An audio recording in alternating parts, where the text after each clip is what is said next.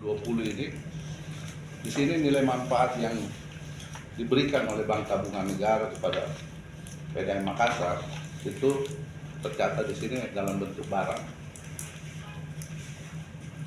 lengkap. Masalahnya ini barang nggak pernah masuk di PDAM. Jadi di PKS-nya ada barang, tapi tidak tercatat.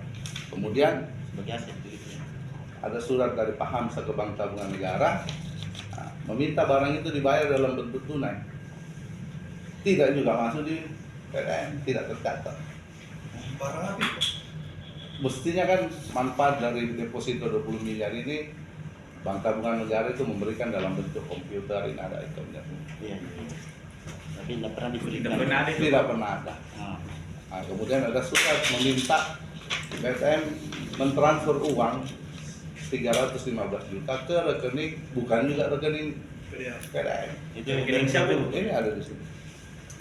Kepada pihak vendor atas nama Ahmad Irfan Asidik, CV Mulia Persada di Bank Mandiri, nomor rekening sekian sebesar 315 juta. Tidak tercatat juga tidak masuk di kantor ini. Itu tahun 2020 Pak ya? Tahun Ya. berapa suratnya itu? 2020. PPBU ini bermasalah. Hamsa tidak bisa memenuhi pagu saldo yang mestinya ada dalam bank ini. Sehingga saya masuk tahun 2022. Nah, saya adendum untuk 2 bulan memenuhi kewajiban Hamsa kemarin.